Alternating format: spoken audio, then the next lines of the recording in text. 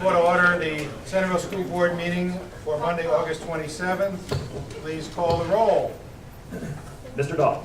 Here. Annie Self. Here. Mr. Schroyer. Here. Megan Sparks. Here. And Dr. Rower. Here, please stand for the Pledge of Allegiance. I pledge allegiance to the flag of the United States of America and to the republic for which it stands, one nation, under God, indivisible, with liberty and justice for all. Motion for approval of the agenda as presented. You do. Second. Call the roll, please. Mr. Dahl. Yes. Annie Self. Yes. Mr. Schroyer. Yes. Megan Sparks. Yes. And Dr. Rower. Yes. Next, honors. Thank you, Dr. Rohr. Tonight we have the opportunity to honor some great athletes from our track and field teams, both boys and girls. And the track season was very successful last year, but it finished into the summer, and we thought it would be better just to wait until school picked back up again to invite our athletes to be honored tonight. So I'd like to call up head coach Matt Summerlot and any of his assistant coaches that are here, and he's going to say a few words, and then we're going to present each of the athletes here tonight that we're honoring with a certificate. And students and coaches, what we'd like to do is after you're finished is line up here in front of the board table, and we'll take one group picture. One thing we always say is that everybody is welcome to stay for the entire meeting, but if you do want to exit gracefully after the honors portion tonight, you're welcome to do so. Thank the board and Dr. Henderson for having us. It's always fun to be able to come and talk about our kids and be able to do that in front of everybody. Certainly this no different for our kids. We've got a great group of kids coming back, obviously, that we're looking forward to what they've done. We'll first talk about our girls that are here. We'll start with Libby Roush. Come on up,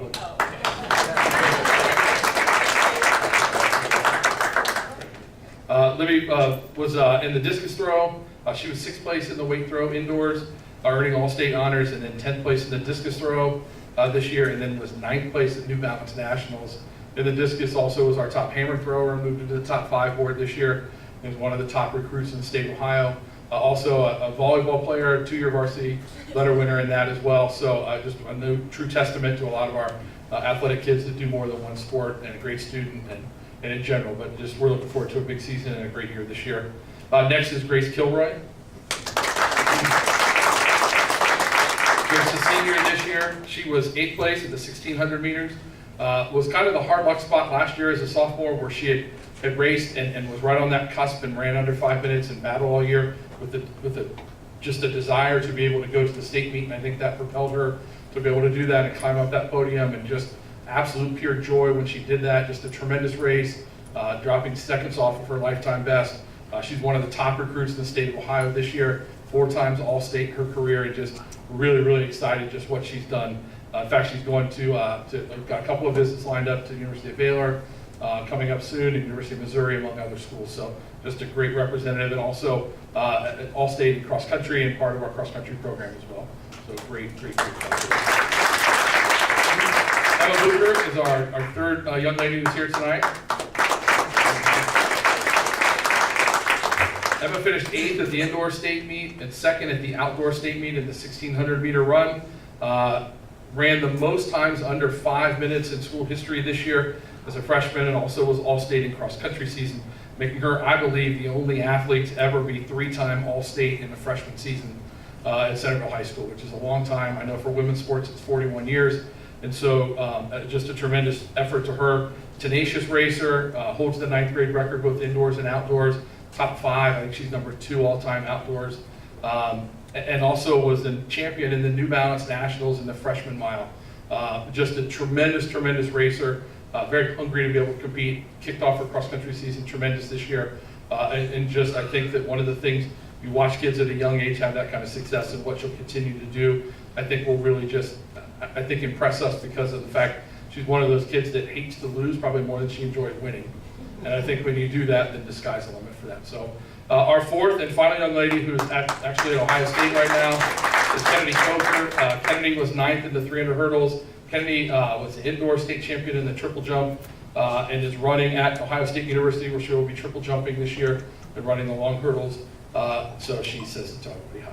These are our young ladies from this season's track team who earned all state honors.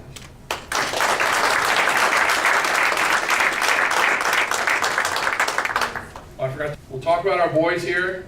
Gentlemen, come on up. Where did Cherry go?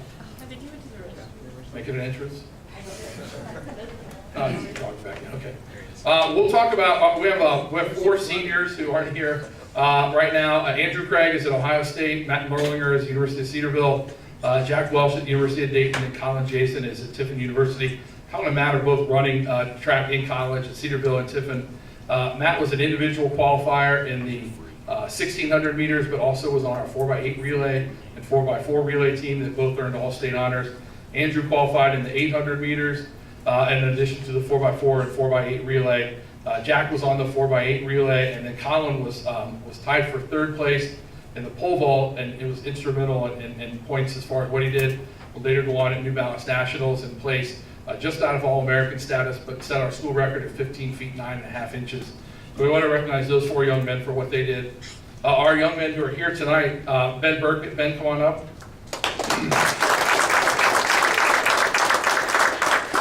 Ben was on our 4x8 relay team that was seeded coming in 16th and captured 5th place. All 4 of the young men ran tremendous times. I think that was when we kind of thought we could win. We ended up 2nd in the state this year, and they really kind of started things off with that relay team running the 4th fastest time in school history and cutting 12 seconds off what our best time of the year had been. And so right place, right time. Ben was instrumental with that. He's a captain this year for the cross country team. Was GWalk champion last year. He won, a true testament to his parents and him and kind of working together. His sister was graduating this past cross track season. We were able to have him run by himself in the 3,200 meters at the conference meet. He won the conference championship by himself. Just a tremendous way to be able to feel the pace and be able to do that. And I think he's going to have a really, really strong season this year to be able to kind of finish and earn individual honors in track in addition with his relay. Next, Cameron Stevens. Cameron, come on up. When we get Cameron was on the 4x4 relay and really, as a freshman, anchored us. And so he runs last, and so you're looking and saying, okay, Coach Walsh and I were down at the last turn, and we're like, okay, we've got this, we've got a freshman on the end, what do we do? It's just, you know, we're in 3rd, and if we get higher than 4th, then we're gonna get 2nd. So we end up getting 2nd. Cam runs awesome, drops a 2nd off his lifetime best, but the team that he held off was Olentangy Orange, who had beaten us by 10 seconds at Elk Relays earlier in the season. And it just, again, was, Jerry L popped off, and Andrew and Matt both ran, and then Cam just very calmly, with a veteran presence that way, really, I think kind of cemented his legacy for what he's done, and look for those kind of things where just a true great effort to be able to do that and cement things, and a great time, so congratulations to Cam. And our final athlete is Jerry L. Soda.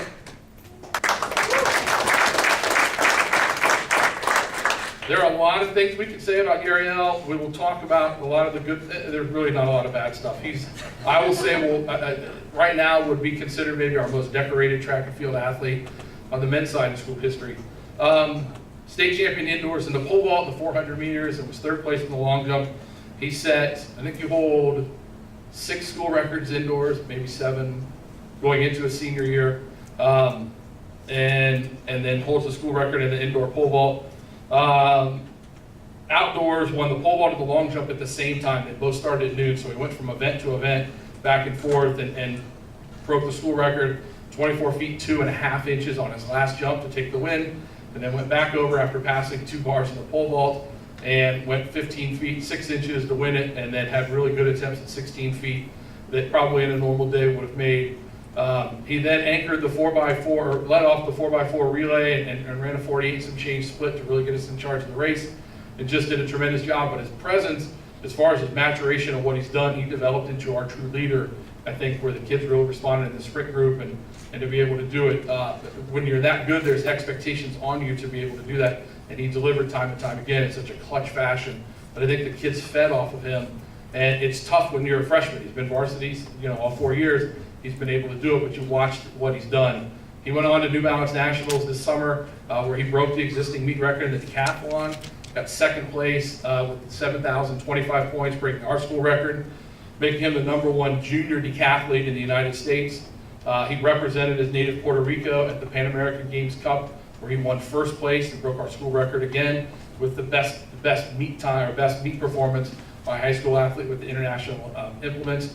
And just recently this week committed to a full scholarship at the University of Tennessee, which for a boys track athlete, he's the first male track athlete in Centerville history to get a full scholarship. So just a tremendous, obviously track athlete, but a better person, and the accolades continue that way, and we're just excited to see what he does to be able to kind of cement that legacy. I think that the next time I get to talk about a speech like this will obviously be at his Hall of Fame to be able to do it here, but I think there's big things coming, and I think that he's excited about that, and we're going to get to be witness to it that way. So these are our young men. Again, the boys were second this year. For the second time in history. We want to thank we want to thank you for honoring the kids and being able to do that and recognize them for what they do. And thank you very much for having us. All right, next on the agenda, Board of Education reports, legislative report. Mrs. Sparks. Bills passed and signed by Governor Kasich this month. House Bill 87. This bill moves the deadline for submitting the Treasurer's 5-year forecast from October 31st to November 30th. It also authorizes the superintendent or the school board president to sign employment-related documents affecting the treasurer or treasurer's family. Also, it permits the Board of Education to propose a substitute levy at an election in February, May, or November, and the year after a replacement emergency levy is imposed. House Bill 318. This bill defines and qualifies the duties of school resource officers.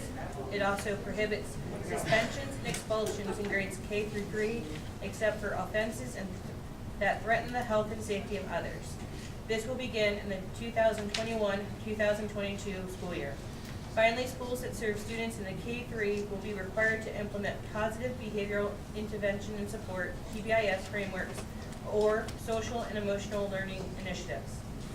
House Bill 312. This bill addresses the use of credit cards by school districts. Debit cards will be prohibited except for receiving grant money. Each Board of Education must adopt a policy regarding the use of credit cards, which must occur either prior to the opening of an account or for districts that already have an account within 3 months of the bill's effective date. Credit cards must be checked out from the treasurer and returned after the purchase with a receipt. If a card is assigned to an employee, then a compliance officer must be reviewed the number of both active and inactive cards issued, the card's expiration dates, and the card's credit limits at least every 6 months. The compliance officer may not be the treasurer. And that is the end of the report. Thank you. Any questions, anyone? Next on the agenda, student rep reports.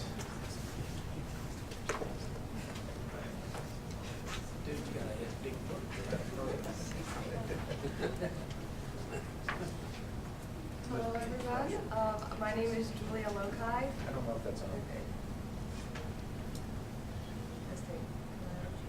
It's on now. Okay.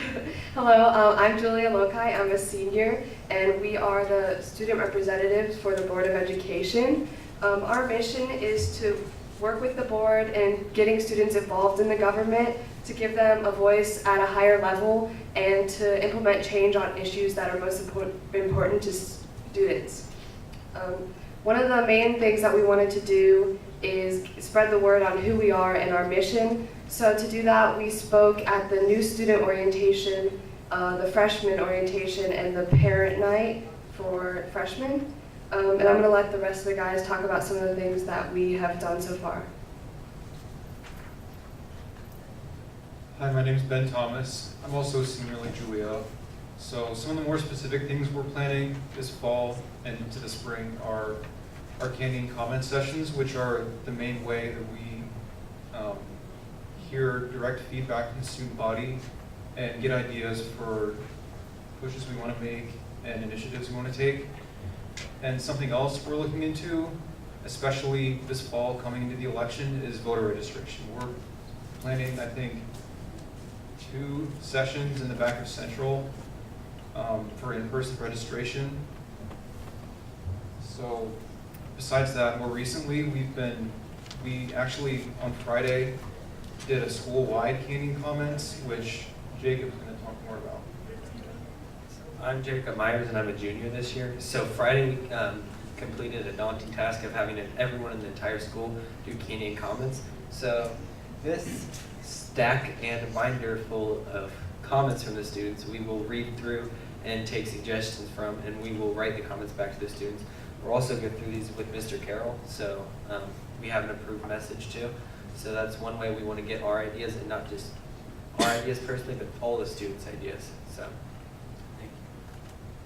Hello everyone, my name is Ben Campbell. I'm a junior, and I'd like to take a minute to talk about a meeting we had with the coordinating principal, Mr. Carroll, following last month's July 23rd board meeting. And in this hour-and-a-half meeting, we were mostly establishing connection and touching bases with Mr. Carroll about our goals heading into the school year, our goals of voter registration, of course, mental health support, and pulling the student body. But one of the most poignant parts of our meeting with Mr. Carroll, to me at least, was our discussion of school safety, and specifically how we can improve ALIS drills, how we can make them the most effective as they can be, and to make them as taken seriously by the student body as possible, so that students are ready in a crisis scenario.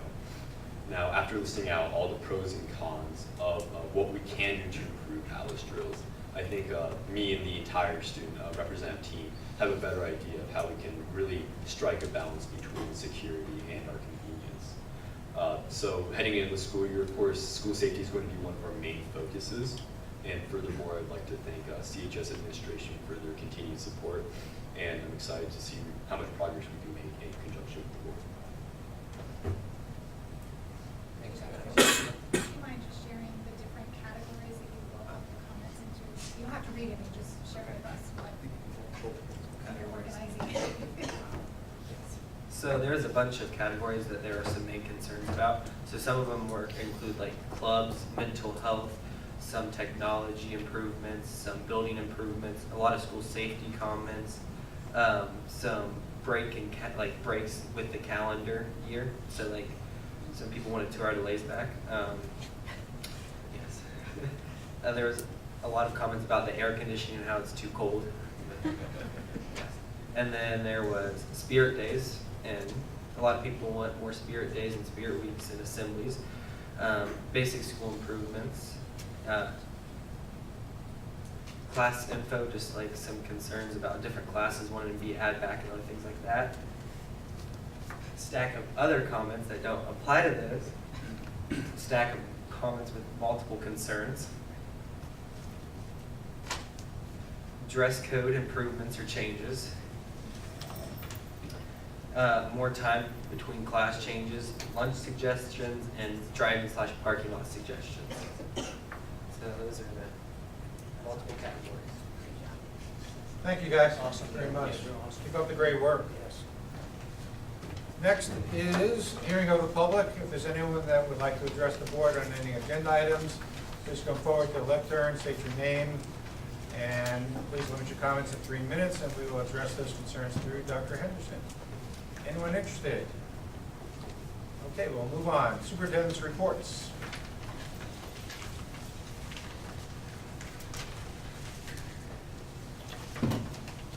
Thank you, Dr. Rohr. Tonight we have 3 reports. I'm going to lead off, then Bob Yaps, Assistant Superintendent over Curriculum and Instruction, and then Mr. John Westney, our Business Manager. So this was the 10th year that I had the opportunity to open the school year by talking to over 1,000 staff at the Performing Arts Center. And so it's kind of been a tradition that we've established for a long time, and it's great to be able to do that. And so what I like to do at that meeting is to highlight some student talent. We like to talk a little bit about what we've been doing over the summer, and we like to talk a little bit about maybe some ongoing initiatives. And also like to always stress what a great team we have here in Centerville City Schools. So what we did as the Performing Arts Center was filling up, we did have a slide up on the screen there that really highlighted the various pieces of social media that our community relations specialist, Sarah Swan, has put into place. A lot of people are looking at this and using these pieces of social media, and I wanted to make sure that I had it on for the camera tonight when the community watches this meeting, hopefully many times throughout this month. One of the things we always like to do is welcome our new team members.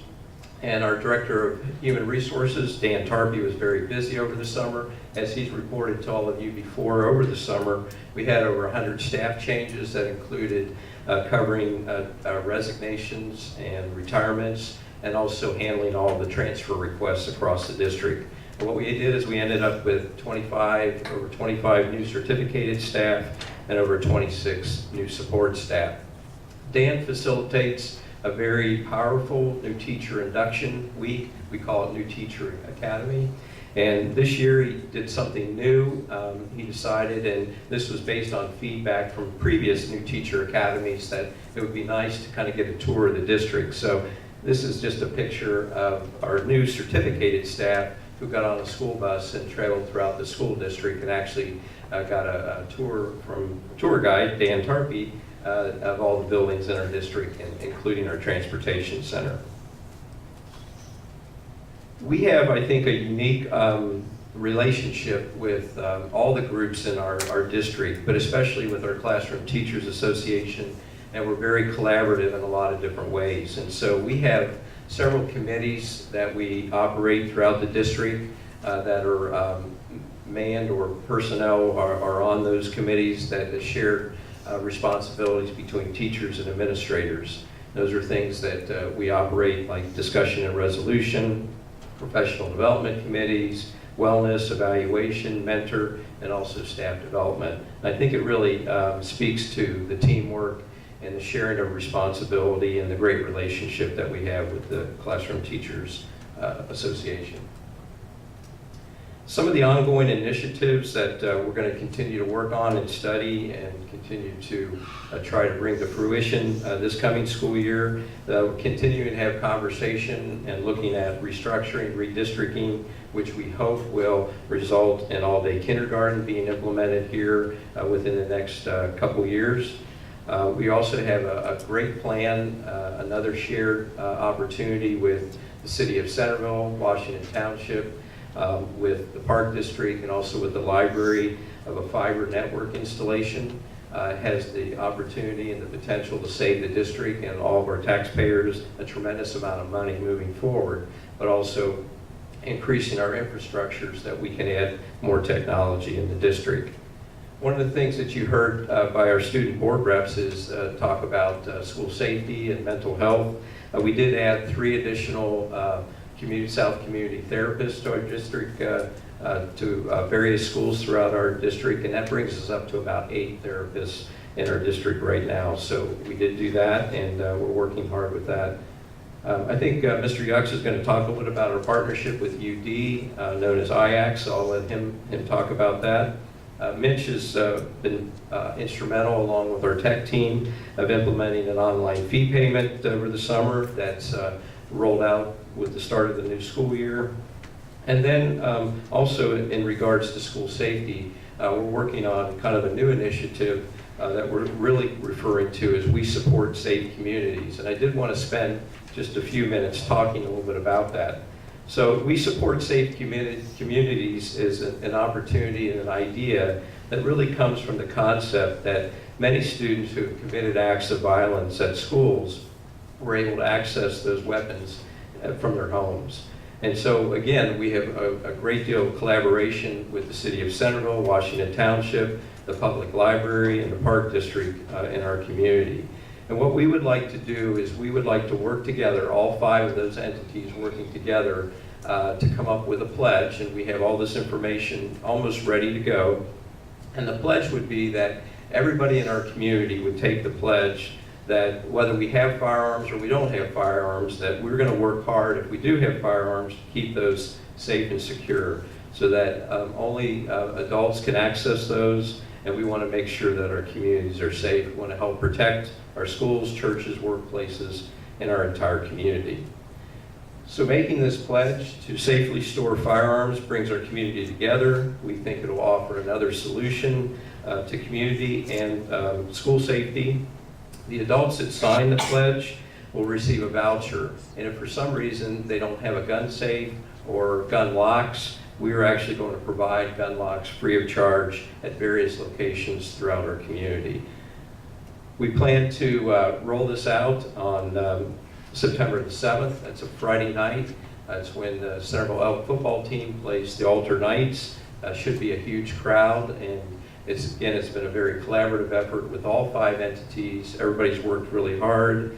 We're going to have a lot of dignitaries there, like our school board and juvenile court judges, and a lot of people throughout the community that'll be here. We'll have a press conference about 5:45 that night, and then we will pass out literature prior to the game, and then after the game we will be available if anybody wants those to pick up gun locks as they exit from the football game. So one more initiative that we hope will not only keep our schools safe, or provide another opportunity for safety, but also our community.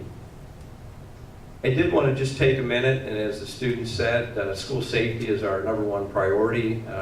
It's our #1 thing that we work on, and that we are constantly talking about keeping our students and our staff safe in our schools. So some of the things that we've implemented over the years are staff IDs.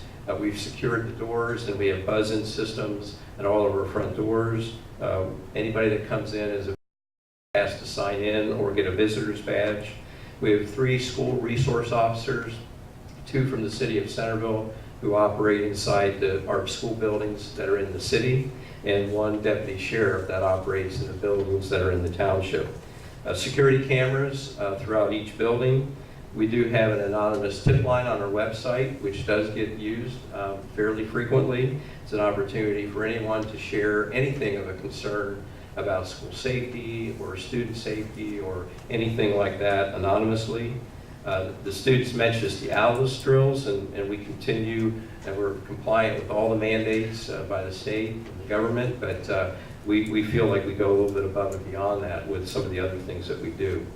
We have a communication system known as the Education Connection. This is something that I use and the principals use throughout the school year to communicate with our parents. It's one of the things that the students enjoy hearing my voice, and the parents probably too, when we have snow days and 2-hour delays. But some of the new things I've bolded here, just last spring, all of the school districts in Montgomery County started working with another safety provision called Social Sentinel. Social Sentinel is a system that actually scans public social media. And so every morning I get an update from Social Sentinel at 6 a.m. and myself and my central office team are kind of on that first contact list, so to speak. But Social Sentinel is scanning all of the public social media, and we're getting constant updates about what's being said, what's being posted. And if there is something that's perceived to be a threat, then we follow up on that and do whatever we think we need to do to take care of that situation. Over the last spring and over the summer, we've added more emergency radios, so it's easy for all of us not only to stay in touch via text and cell phones, which we all carry, but all of the principals are able to stay in touch with the central office team with new emergency radios. We have new handheld metal detectors that we use as needed and when needed to search bags, backpacks, those kinds of things. The new gun safety program that I just mentioned to keep our community safe. And then in all buildings, all staff have little first aid kits. We keep adding different pieces of first aid to those kits that we pass out to all of our staff. And we did that again the beginning of this school year.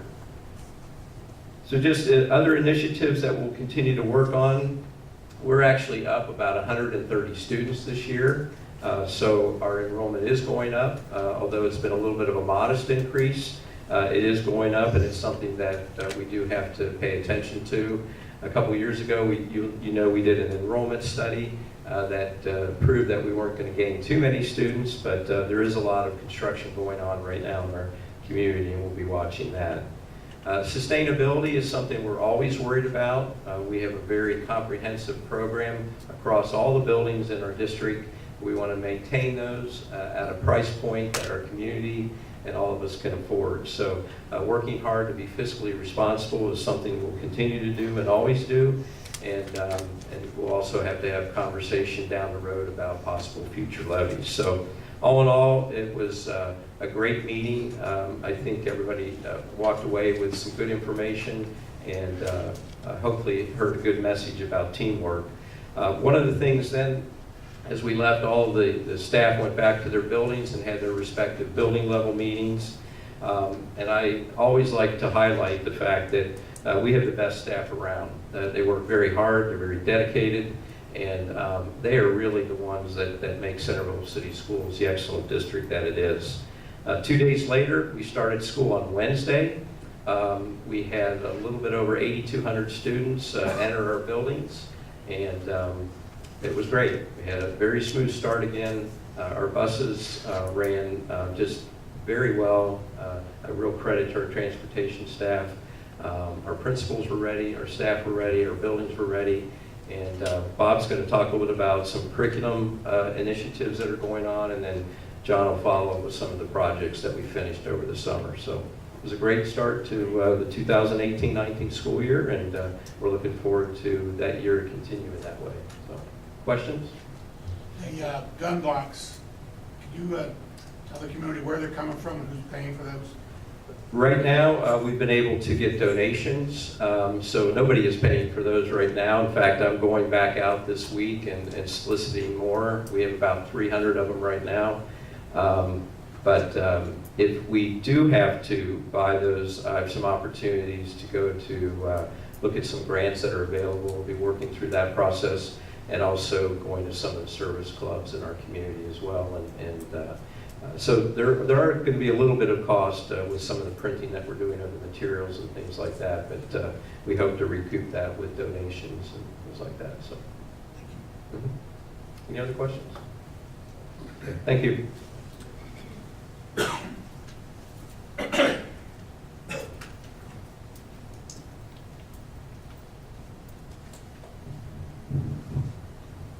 Thank you, Dr. Henderson. You know, he mentioned that the business manager is going to be speaking about some projects that have wrapped up. The one thing about curriculum is projects really don't wrap up. Even upon graduation, if you think about it, that might be the end of our direct influence on students. It might be that direct impact may be over, but clearly we hope that what we're doing here lasts a lifetime. And so the projects that we're going to talk about, some of the initiatives that we've continued through the summer, really are intended to last a lifetime. So when we look at that, some of the things that we have worked on over the summer, one of those that Dr. Henderson mentioned was this relationship we have with the University of Dayton. And that relationship has been a strong one for us. We're in the second year of that partnership. But there are, as a result of that first year, working with over 250 teachers and administrators, we did develop a list of 3 different items that we're looking at. These challenges then were developed in conjunction with that team of 250. The first is how we might create encouraging and engaging collaborative learning communities. I'm excited about that because I think that's important that our staff wants to develop that kind of relationship with their colleagues to improve teaching and learning. The second one is how we empower students to find purpose in solving complex problems. And then the third is how we might redefine student success through failure and perseverance. So some of these you may recall I've talked about in the past being power skills or what are called soft skills. Mrs. Sparks mentioned the social and emotional learning. Those are all wrapped up in the same ideas. Bottom line, persistence, critical thinking, communication skills, those things that do last a lifetime for our students, that we should be able to begin to measure now and then see that growth and development as they continue on their career as Centerville students. So through that partnership this summer, we had a group of ambassadors, all teachers, no administrators, that worked with a group of teachers, professors, and students at the University of Dayton. And as a result of those 3 challenges, they came up with some suggestions that we need to kind of refine and continue to grow this school year. So it's kind of in phase 2 where we'll start piloting some of this, where the rubber will start to meet the road. The first one, in regards to how we might create encouraging and engaging collaborative relationships, the University of Dayton actually has a model in place. They have created a place where professors and students can come together and take risks, reflect, and collaborate at all levels and disciplines. So it's a space kind of void of bias and assumptions, something different than we currently have. Right now, if we gather the teachers together, typically it's in an environment, either in a classroom or in one of our spaces at central office, that comes with it a certain position about who's leading that charge. Oftentimes that's administrative, sometimes that's not the way it should be. So we're hoping to create an environment that's a little different through this process. In terms of the second one, how we might empower students to find purpose in solving complex problems, the students at the University of Dayton did some research. It really just kind of supports the research that we're doing now. Props to Adam and Cherie, who work with me in elementary and secondary curriculum, because they found these very same things to be true. So the students determined that looking at a purpose-based learning that applies prior knowledge to new learning was important for our students, in that they take ownership for their learning. That goes hand in hand with our renewed focus on differentiation as a highly effective research-based instructional strategy. It's one that we've been working on for some time in this district, but I think we have to have a renewed energy and effort in trying to develop that in our classrooms. And then the third one is how we might redefine success through failure and perseverance. And so the students and staff at University of Dayton talked about looking at perhaps creating a continuum where we try and evaluate those social and emotional learning skills, those things that I talked about, the persistence, the grit, perseverance, communication, those kinds of things. So we have a ways to go to develop that kind of a process, but that is something, again, that we'll continue to work on with the University of Dayton in this second year of that partnership. That wasn't all for the summer. In addition to that, there was quite a bit of staff training that took place. We had a team of teachers and administrators that worked for 4 days with national presenters Kay Law and Larry Lewin on differentiation. Again, that's the second time I've referenced that strategy. And they looked at simply, just to describe simply, or in simple terms what that is, it's providing instruction in a variety of ways to meet the needs of a variety of learners. A few examples of that would be varying the learning modes, designing assignments in tiers, more student choice, creating flexible temporary groups. In other words, we can no longer teach to the middle and expect that either the end of that spectrum of students, and we know that we have students from the entire spectrum that we need to teach. That learning has to take place across that spectrum. We can't teach to a single individual. We did have 28 staff participate in that. Happened to be an equal number of teachers and administrators that participated in that 4-day workshop. In addition, we had a variety of teachers, elementary, middle, and high school teachers that provided intervention for many students this summer. In grades 1 through 7, we offered 60 classes with approximately 430 students participating. It was held at Watts Middle School, a 4-week session. This opportunity was offered at no cost to students in grades 1 to 3, as well as any economically disadvantaged student. We also provided courses for intervention for our English learners as well. Then at the high school, we focused on the Ohio State end of course exams. So we provided intervention in math, science, social studies, and ELA prior to the summer testing window. That wasn't all. We also provided a variety of different summer institutes for our staff. Many of our staff take 10.5 hours. That's required by contract. Many take many more hours than that. And they do that. One of the ways that they can do that is through the Summer Institute offering. So this is the cover of the course booklet. One of our students actually designed that cover. There were nearly 90 course offerings. 550 teachers took advantage of those opportunities this summer. Another 246 teachers were engaged in learning proposals. And learning proposals are an opportunity for them to kind of direct their own learning. It has to be approved by a team of administrators and teachers through the staff development committee, but there were 246 teachers that took that opportunity as well. Those courses took place from June 4th, and they wrapped up just before school started. In terms of summer planning, we did spend some time looking at this year, and we did that during the summer process.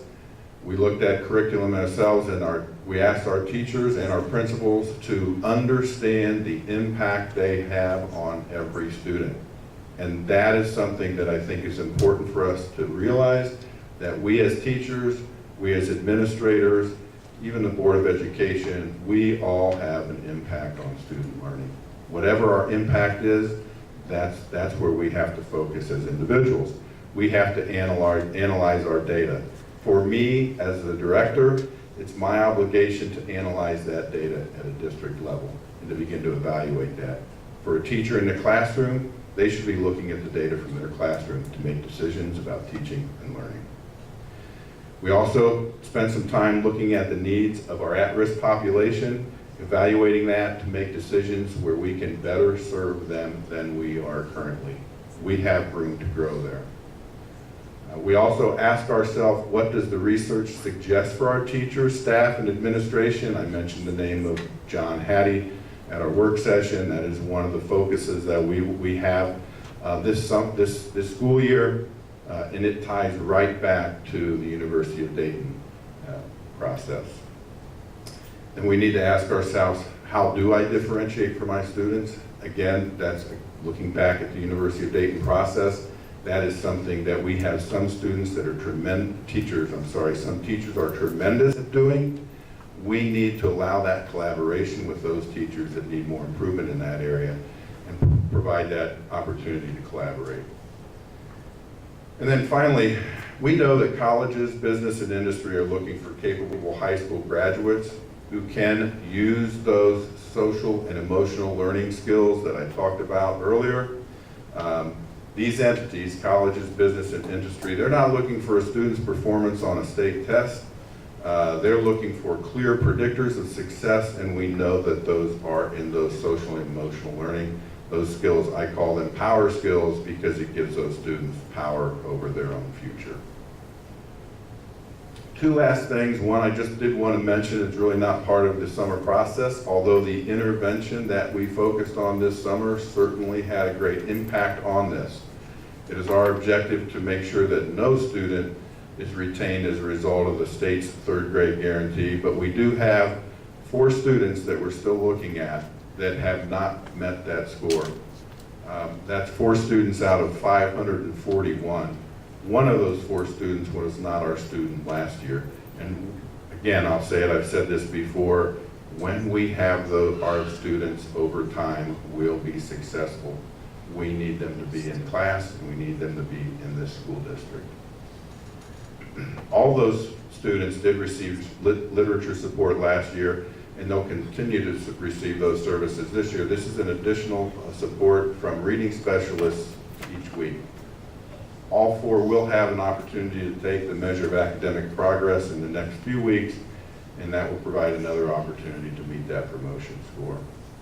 Just one aside, as I'm talking about the third grade reading guarantee, the state in their infinite wisdom has made the decision to increase that promotion score for 2018-19.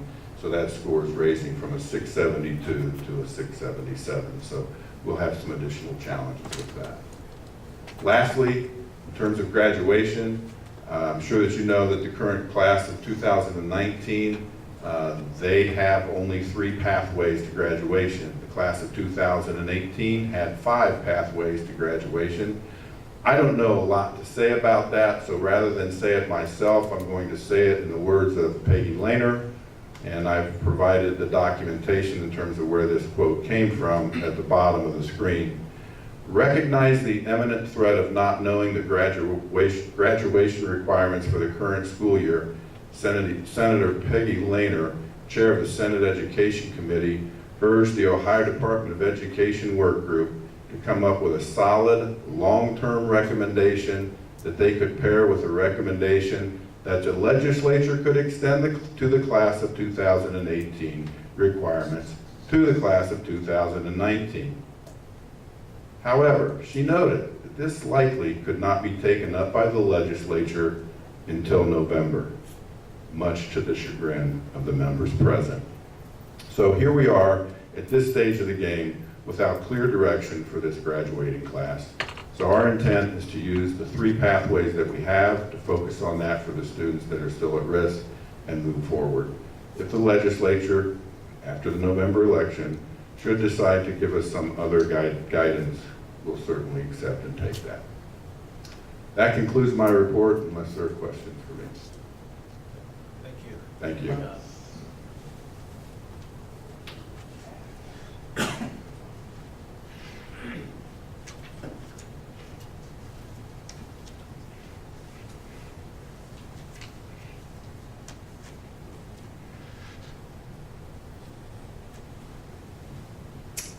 Good evening. I'd like to take a minute to kind of share with the board and the public tonight some of our projects that took place this summer, and really just to kind of condense some of our larger projects into a smaller presentation tonight to kind of focus on some of the larger projects that were completed this past summer. To start off, Centerville High School, we had a flooring project, which is phase 2 of this project. You may recall last year we concentrated our flooring project in the central unit, in which we replaced about 40,000 square feet in tile in the central unit. This summer, the concentration was in both east and west units, in which we almost doubled the amount of square footage this past summer, which was approximately 80,000 square feet of carpet in both east and west units, which also included in this phase was our classrooms, hallways, and entrances. So you can see quite a bit of flooring replacement here at Centerville High School. Moving forward, we'll start looking at phase 3 of this project in the next few weeks, within the next month, and that focus will be primarily the south unit, and again looking at hallways, corridors, the commons area that we're in tonight, as well as classrooms. We have some additional classrooms that we'll have to go back and pick up in both east and west unit, will all be part of phase 3. To continue with the theme of flooring, I shared with the board the need to replace some of the tile at Klein Elementary. We took the time this summer to replace about 10,000 square feet of tile. You can see that tile replacement in the cafeteria and in the hallways of that building. Just provides really more of an elementary look to that, what used to be the original high school many years ago. So a nice project that was completed there with the tile project. In addition, I shared with the board the need to replace the staircase at Magsig Middle School. The staircase is used as an emergency exit for the library at Magsig. As you can see, over time, the staircase has deteriorated with the rust and the debris. Really no sense of maintaining it or trying to fix it. So this past summer, we added a new staircase, which is a lot nicer option for our students, a safer option for our students to be able to exit and to use those staircase and emergency exit from the library at Magsig. In addition, we start the first phase of a rooftop replacement or HVAC project, which included a rooftop replacement.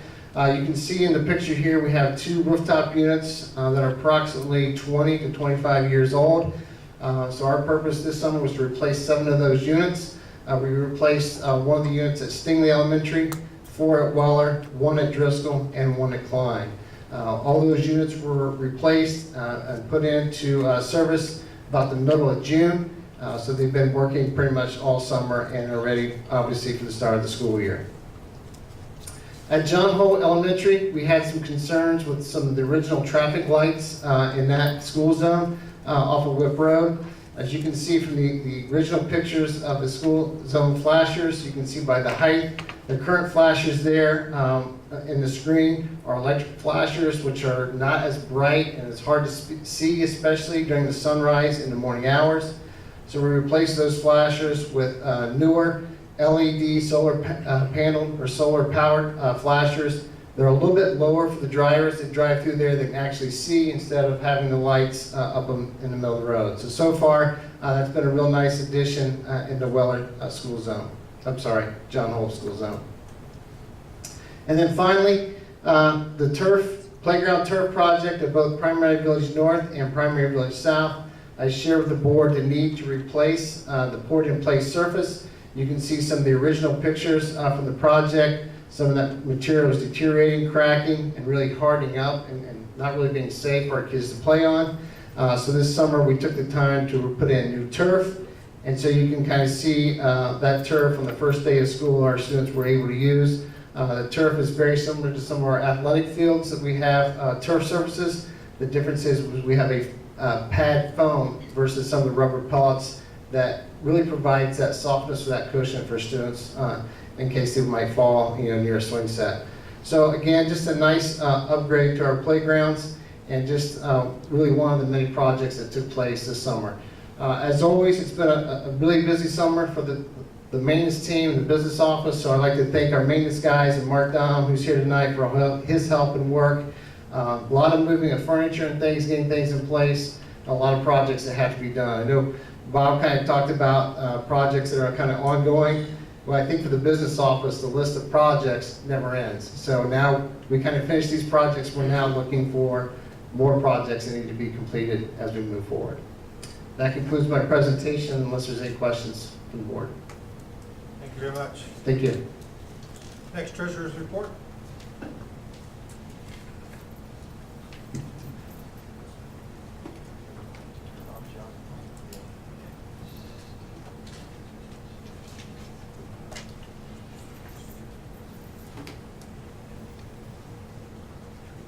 Good evening. This is the Treasurer's Report for the month of July 2018. After 1 month into the new fiscal year, general fund revenue totals are less than last year at this time for two main reasons. Number one, taxpayers took advantage of paying their taxes early in calendar year 2018, which happened at the end of last school year. As anticipated, the timing of these first half and second half real estate tax payments in 2018 is causing our collection at the beginning of this fiscal year to be less. Number two, we are required to provide special education services to students that live in our school district and have needs beyond what we can provide. We contract with various agencies at a billable cost, and the state provides a partial reimbursement. Last school year, our revenue was inflated in this category when the state had a delay in the reimbursement payments that the previous year with their new system. This is causing our revenue to be lower this year, but is basically the timing of when these tuition reimbursements are being received from the state. Actual revenue is 2.6% below last year after 1 month into the new fiscal year. As expected, the revenue budget will take both of these areas above into consideration before asking the board for approval next month. The Centerville School District once again received the lowest state revenue per student in the county for 2017-18. This chart shows that we received $1,799 per student, and the highest revenue per student received in Montgomery County was $8,590. This long history of discrepancy in state funding continues to be a problem across the state, and it definitely is for our school district. This is the reason why Centerville schools have to rely on local taxpayers for financial support. To make the state funding occurrence even more difficult to swallow, the discrepancy in state revenue per student funding extends further into a charter schools comparison. Our $1,799 state revenue per student in 2017-18 was $5,875 less than what charter schools received for each student in the Centerville attendance area. To magnify the state funding problem even more, charter schools are given their funding by deducting the funds directly from the Centerville School District state payments. The charter schools that had students in the Centerville attendance area received a total of $691,950 this past year. The bottom line, the very complex and long-standing state funding system for public education in Ohio is broken, and it hasn't been fair to the residents of Centerville for a very long time. The general fund expense budget will be ready for board approval at the regular September meeting next month. The budget will include two anticipated and significant increase areas. Number one, we are in the second year of a negotiated salary increase of a 3-year contract.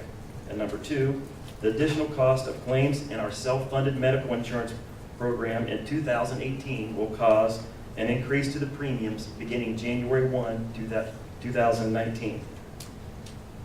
This concludes my report this evening, unless there are any questions to answer from the Board of Education. Thank you, Vic. Next, Treasurer's recommendation. Consider approving the July 2018 financial statements listed below. Monthly financial report, fund activity report, appropriation, general funding spending report, general fund summary comparison, purchase orders included in statement number 7, approved by administration, then and now certified by the treasurer and supported by the board resolution totaling $71,429. Call the roll, please. Mr. Dahl? Yes. Annie Self? Mr. Schroyer? Yes. Megan Sparks? Yes. And Dr. Rohr? Yes. Next, tax settlement agreement. Consider approving a settlement agreement by and between Charles Hickman, trustee, Dunkin' Donuts, and the Centerville City School District Board of Education for $5,000. So moved. Second. Did you want to explain that? Basically, what occurred, the property value at the Dunkin' Donuts here in town was not established at the proper value, and they basically agreed to make a payment to bring that up to where it was, and then moving forward, the payment will be where it should be in future years. That's all it is. Thank you. Call the roll, please. Mr. Dahl? Yes. Annie Self? Mr. Schroyer? Yes. Megan Sparks? Yes. And Dr. Rohr? Yes. Next, consider approving the minutes of the following Board of Education meetings: July 23rd, regular meeting, and August 20th, special meeting work session. Second. Call the roll, please. Mr. Dahl? Yes. Annie Self? Yes. Mr. Schroyer? Yes. Megan Sparks? Yes. And Dr. Rohr? Yes. Next, superintendent's recommendations. Superintendent recommends accepting resignations as listed on Schedule A. Recommends the employment, change of employment status, or change of contract status for the certificated persons listed on Schedule B for the salaries, programs, and on the effective dates given. Recommends the employment or change of employment status for the support staff persons listed on Schedule C for the salaries, programs, and on the effective dates given. Recommends the employment of the persons listed on D1 for supplemental contracts or extra duty assignments. Recommends the granting of leaves of absences for the persons listed on Schedule E for the reasons and on the dates given. And recommends the reemployment of non-renewed personnel listed on Schedule C for the reasons and on the dates given. So moved. Second. Call the roll, please. Mr. Dahl? Yes. Annie Self? Yes. Mr. Schroyer? Yes. Megan Sparks? Yes. And Dr. Rohr? Yes. Next, superintendent recommends the employment of the persons listed on Schedule B2 for supplemental contracts or extra duty assignments. So moved. Call the roll, please. Mr. Dahl? Abstain. Annie Self? Yes. Mr. Schroyer? Yes. Megan Sparks? Yes. And Dr. Rohr? Yes. Next, the superintendent recommends the employment of the persons listed on Schedule D3 for supplemental contracts or extra duty assignments. So moved. Second. Call the roll, please. Mr. Dahl? Yes. Annie Self? Yes. Mr. Schroyer? Yes. Megan Sparks? Abstain? And Dr. Rohr? Yes. Next, consider approving the following transportation items. Consider approving a resolution adopting a 240-mile range for out-of-state travel in a school van or a school bus. That distance may be increased to 1,000 miles for out-of-state trips if there is no additional cost to the district as determined by the Director of Transportation or Business Manager. So moved. Second. Call the roll, please. Mr. Dahl? Yes. Annie Self? Yes. Mr. Schroyer? Yes. Megan Sparks? Yes. And Dr. Rohr? Yes. Whereas the Centerville School Board of Education wished to advertise and receive bids for the purchase of 9 school buses, Therefore, be it resolved that Centerville School Board of Education wishes to participate in authorized Southern Ohio Purchasing Council to advertise and receive bids on said board's behalf as per the specifications submitted for the cooperative purchase of 9 school buses. So moved. Second. Call the roll. Mr. Dahl? Yes. Annie Self? Yes. Mr. Schreier? Yes. Megan Sparks? Yes. And Dr. Rohr? Yes. Next, consider approving the acceptance of transportation responsibilities for the 2018-19 school year from the school districts and for students listed. So moved. Second. Call the roll, please. Mr. Dahl? Yes. Annie Self? Yes. Mr. Schreier? Yes. Megan Sparks? Yes. And Dr. Rohr? Yes. Next, consider approving the 2018-19 test security procedures required by the Ohio Revised Code and Administrative Code 3301-13-01. So moved. Second. Call the roll, please. Mr. Dahl? Yes. Annie Self? Yes. Mr. Schreier? Yes. Megan Sparks? Yes. And Dr. Rohr? Yes. Motion for adjournment. You got it. So moved. Second. Call the roll, please. Mr. Dahl? Yes. You're fine. Sorry. You're fine. Annie Self? Yes. Mr. Schreier? Yes. Megan Sparks? Yes. And Dr. Rohr? Yes. We are adjourned. Thank you all for coming. Thank you.